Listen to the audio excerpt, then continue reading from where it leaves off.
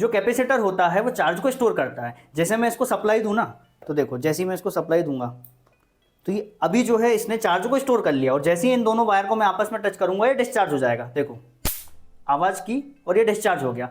लेकिन इसने चार्ज को स्टोर कैसे किया, इस चीज़ को समझो। देखो होता क्या है कि जो सेम चार्ज होते हैं, जैसे पॉजिटिव पॉजिटिव की बात करूं या नेगेटिव नेगेटिव की बात करूं, तो सेम चार्ज जो होते हैं ना वो एक दूसरे को रिपेल करते हैं, एक दूसरे से दूर भागते हैं। और वहीं अगर मैं अपोजिट चार्ज की बात करूं कि एक पॉजिटिव है एक नेगेटिव है, तो ये एक दूसरे की ओर आने की कोशिश करते हैं, एक दूसरे को अट्रैक्ट करते हैं। ये प्लस माइनस की तरफ जाने का प्रयास करेगा, ये माइनस प्लस की तरफ आने का प्रयास करेगा। ऐसा समझो कि एक लड़का है एक लड़की है और ये दोनों क्या है एक दूसरे के पास आने की कोशिश करेंगे।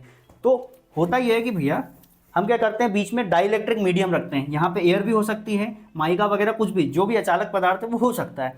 ये हमने मान लो 2 प्लेट है, ये 2 प्लेट है, और जैसे ही हम इनको सप्लाई देते हैं तो होता ये है, सप्लाई दिया तो इस पर चार्ज आ गया प्लस, समझने के लिए बता रहा हूँ, इस पे चार्ज आ गया माइनस, ठीक है, ये चार्ज आ गया।